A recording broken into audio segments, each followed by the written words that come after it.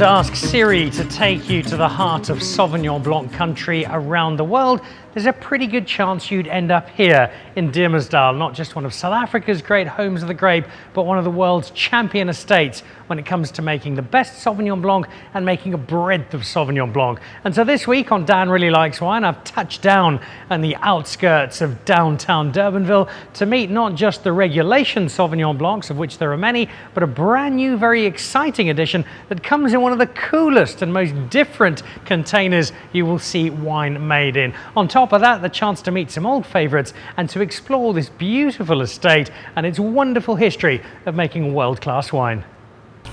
There are few South African wine estates that are more iconic when it comes to a single grape than Diemersdal is with Sauvignon Blanc. And it's not just because they make it really well, it's because they're obsessed with the stuff and there's a sense of adventure and innovation that runs through their approach all of the time, which means it's no surprise that the biggest talking point in South African wine so far in 2025 has been Diemersdal Sauvignon Blanc and a brand new addition to the cellar. No, it's not a hot, talented French young winemaker. No, it's not their 93rd different type of Sauvignon Blanc. Instead, it's a brand new way of producing it.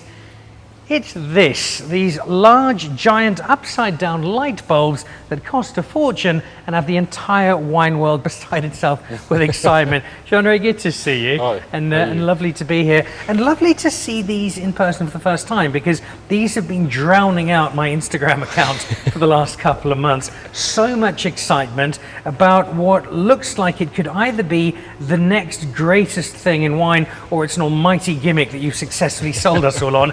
But I know you and taste well enough to suggest that it's almost certainly not a gimmick.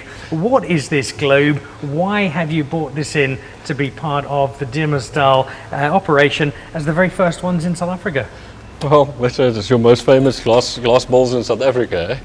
No, like you know, Diemersdal is that we're all about Sauvignon Blanc, but yeah, you have to be innovative and try new things to do with Sauvignon Blanc to express the purity or the form of Sauvignon Blanc on a different way.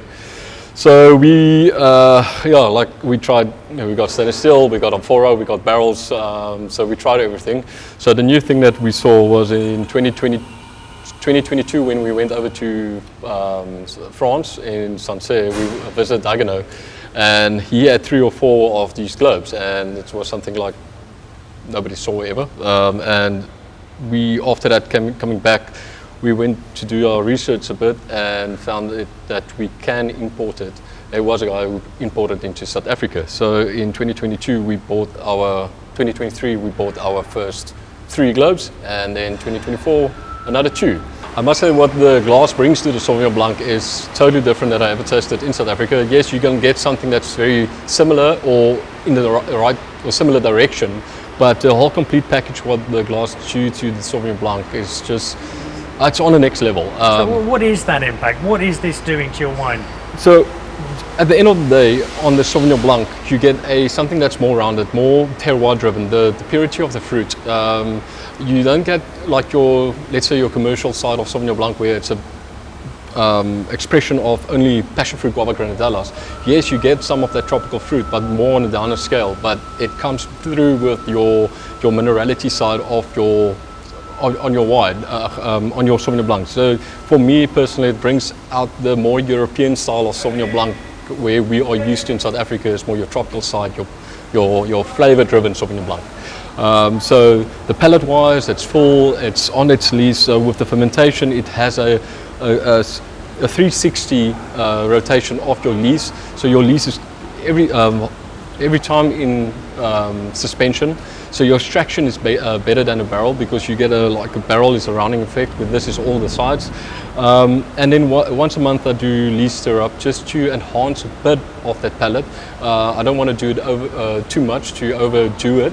But still I want to show you the natural side of Sauvignon Blanc, but with a more fuller, complete package. So you and taste know Sauvignon Blanc better than most. Be honest with me, when you first saw it, did you think it was a bit of a gimmick, and were you surprised by just how much of an impact this had?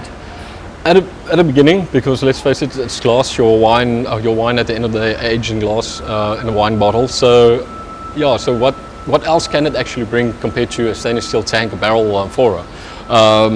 But luckily we have a lot of, what we use with this one is our oldest block of Sauvignon Blanc. It's about 32 years old, and we do the 8 rows, that's stainless steel. We do the wild horseshoe, that's barrel and amphora, and then we do the journal Sauvignon Blanc, that's barrel, and that's everything from the same block. So this is also from the same block. So if you taste those 4 side by side, you'll see the difference for yourself. It's just more purity without being influenced by the vessel.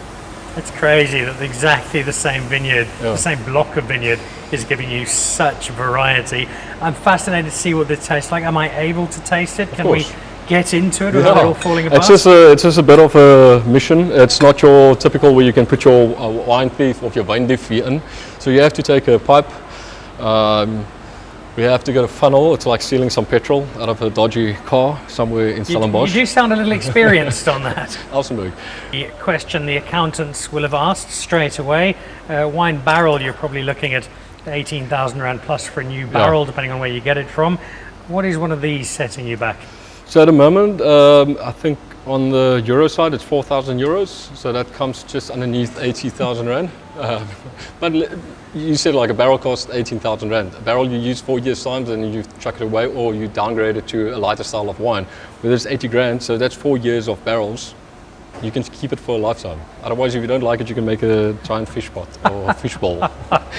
I hope it doesn't get to that. All right, so you give me a broad idea of what this does, but in terms of this specific wine, what do you notice? Because you know what this wine would be like in other areas, or as it's just come straight in out of the vineyards, what those grapes have tasted like. What has this done to what I'm tasting specifically?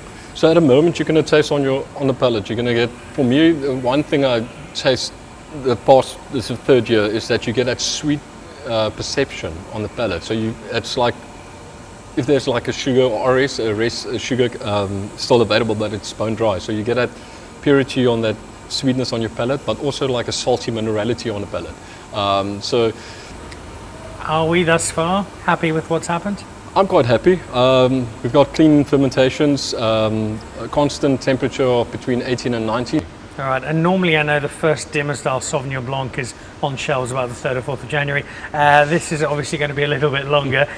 When can I expect to be able to get hold of a bottle, if I even can? Because I've heard rumours this might already be sold out. So I think the tasting room has a few left, so you have to hurry if you want some. But so it is available in the tasting room? Tasting room, yeah, or online, online profile. And then Bulbert Cellar W Cellar is going to stock a few bottles. I'm not quite sure which ones, but yeah. And then and if it's sold out, you're going to have to wait till February, March next year.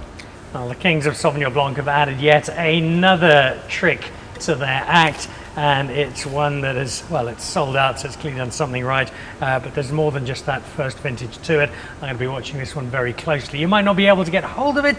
There are 1 or 2 other wines you can find at Diemersdal, so let's go and meet some of the other attractions.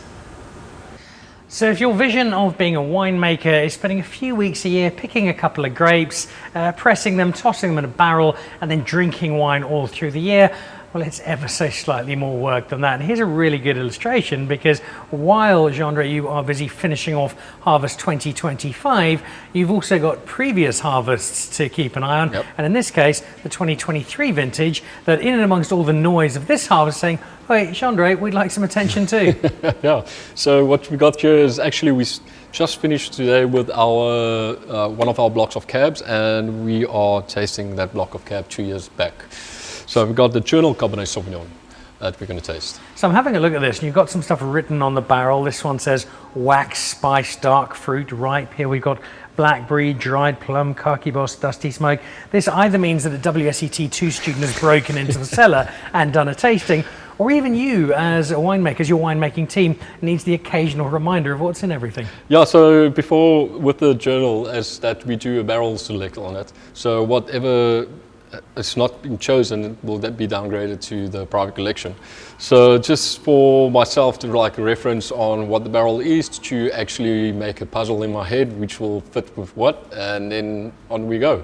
So we take our 5,500 liters to a tank, and the rest will pump away to the private collection. So One of the extraordinary things with people who taste and appraise wine for a living, Michael Friedjohn will have a glass of something. Oh, it reminds me of that 1981 Merlot I had on a yacht off Corsica with Sophia Loren in 1986, which he did. Sophia recalls it fondly. That ability to remember these little notes and impregnate them. Do you have a pretty good idea of exactly what is in your cellar? I've got a bit of an idea. For myself, I think my head works a bit differently. I've actually formed, it's not words, it's like pictures, and that try to match that puzzle basically in my head. So I'm just a bit, stuck into that playtime zone.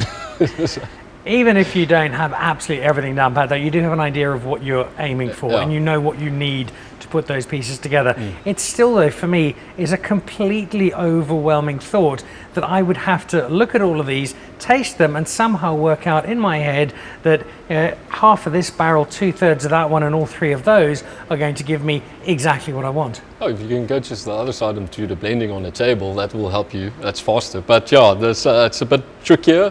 But I've got a sort of idea what's going on. But what's nice about it is all our cabs. We've got 3 cab blocks on Diemersdal, and it's about 32 barrels that is divided into 3 blocks. So we've got the young block, we call it Squall. We got certain nicknames for the blocks, and then we got the Cabernet Sauvignon Haze, that's behind Haze's house, and then we've got the Nirvana block, that's against the border of Nirvana. So 3 of them has different characters that they're going to give. The one is more the darker fruit, the one is more red fruit, and the one more like an old world style, like a old Bordeaux style.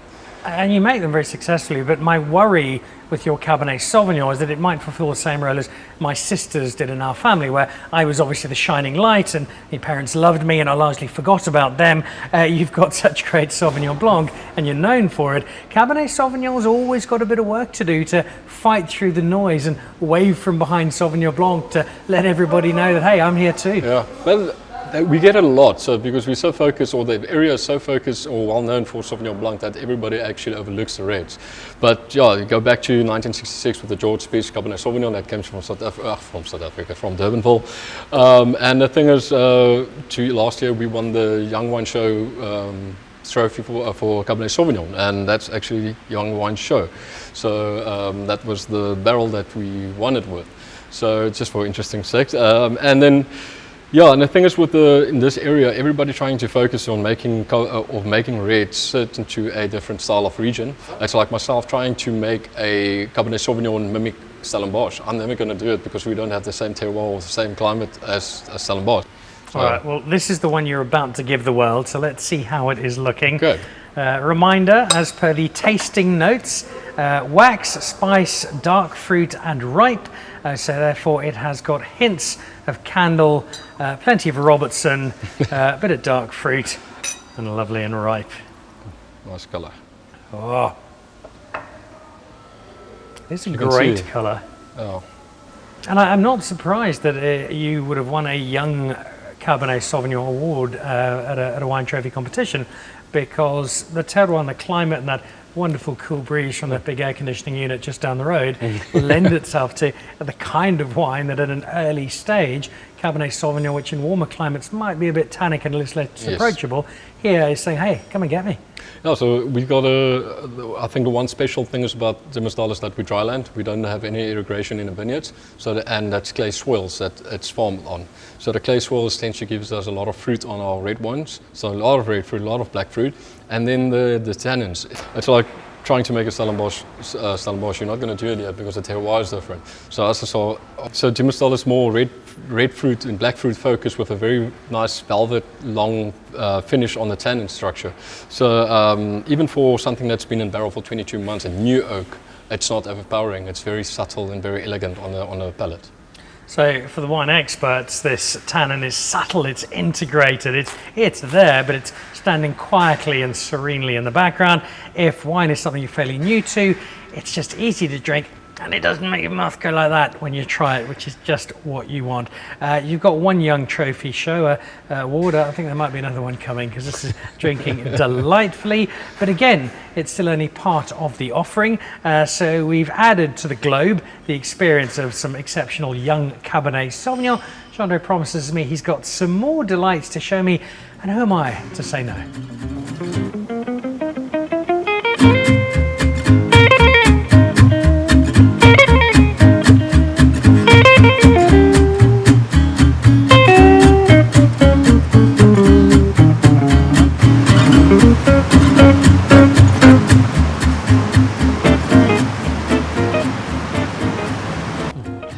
So here's a classic idea of Dan not thinking things through and not realizing that the evil look on Jean-Andre's face was there for a reason. You said, Dan, would you like to go and do punch downs and lots of exercise and work hard, or I've just got something else I could show you in one of the rooms? I went for the one that sounded lazy, and instead we're in a room, this is minus 20 degrees. 20. I mean, it's fine for you because you're chubby. There's almost nothing on me. I'm about to die of pneumonia here.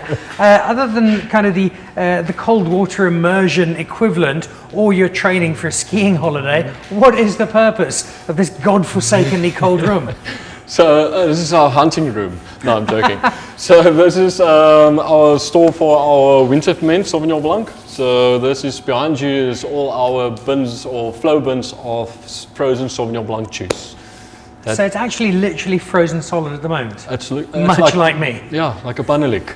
So it's solid, 100,000 litre cubes solid. So other than you love doing really bizarre things here, why? So we always had a suspicion like New Zealand style Sauvignon Blanc, they keep it like the juice like on a slushy type of form. So we tried to experiment with containers, and instead of keeping it on a slushy form, we froze it solidly by accident.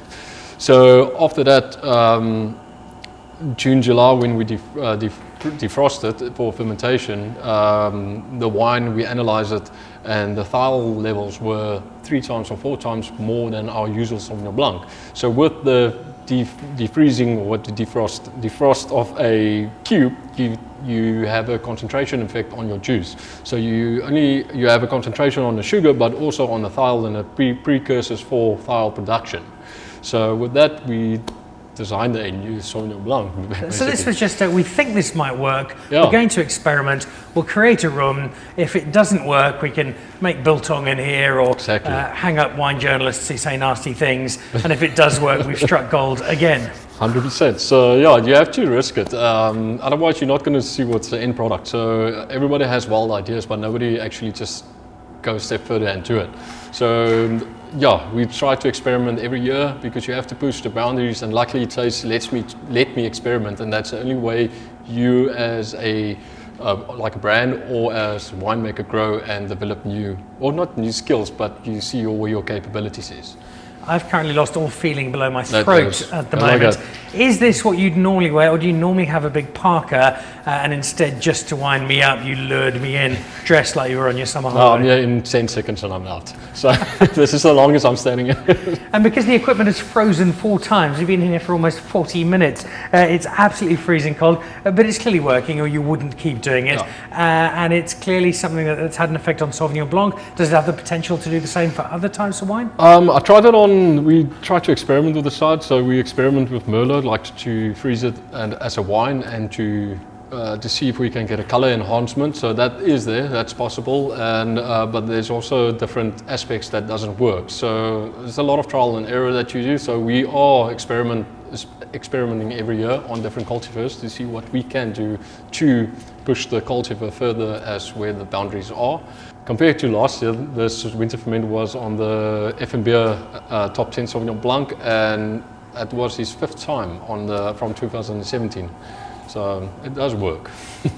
There are lots of other questions I'd love to ask you, but at the moment the temperature here is somewhere between the cold food section at Woolworths and a summer's day in Scotland. I don't think I'm going to be handle anymore, but this is another fascinating element, and it is also a show of the devotion I have to you, the viewers of Dan Really Likes Wine. I've risked my life by plunging into a microcosm of the Arctic Circle with this evil winemaker, and that means I'm going to need to go and find some wine to warm up. This is fruit.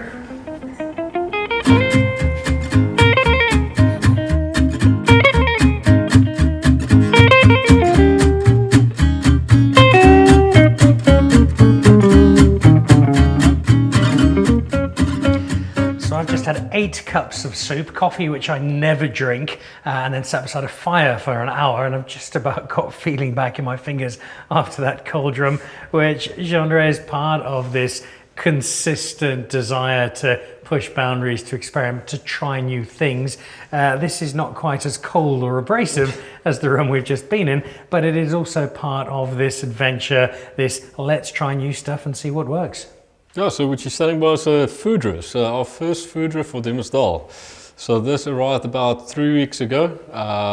So this big oak is what we put on our Journal Sauvignon Blanc. So the new portion of oak, so we try to experiment with, you can see the stockener. It's an Austrian oak, but it's more, what can I say, more subtle on the wine compared to a French oak. It respects more the natural, can I say, the natural fruit side of the Sauvignon Blanc, and just the oak is more as a tool and not as a component of the wine. It's just more like a backbone, basically.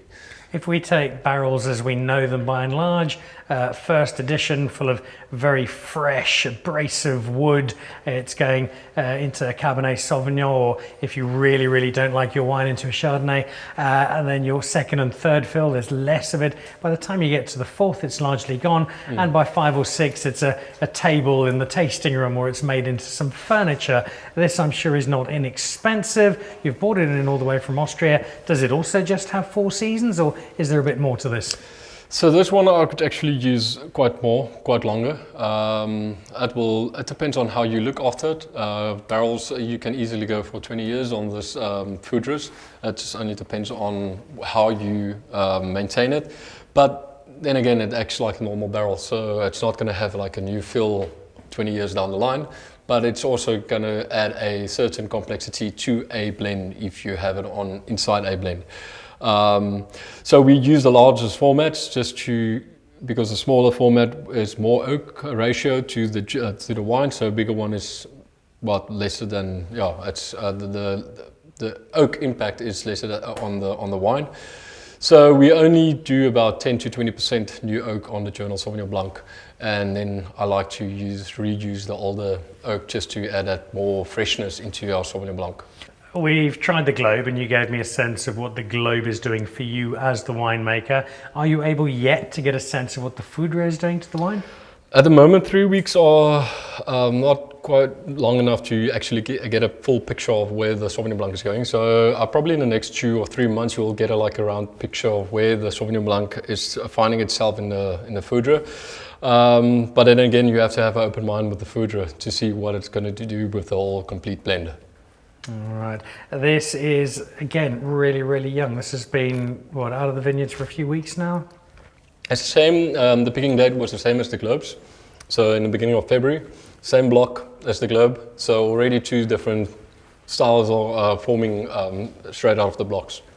There's always going to be something new when I come to Diemersdal, and so I'm going to be back this time next year, where I'm expecting to find Sauvignon Blanc that you've made in ancient Chinese pottery, and then kept in the base of an active volcano, and then brought through and have it added to Pakistani Kashmir willow as your latest. And you're probably going to do one of those 3, whatever it might be. It's going to be loads of fun to be part of this rollicking Sauvignon Blanc adventure of yours. And thank you for pushing the boundaries, because you and Tace and the rest of your team at Diemersdal keep Sauvignon Blanc so exciting and so dynamic, and those of us who drink it are the beneficiaries. So thank you for that. Pleasure.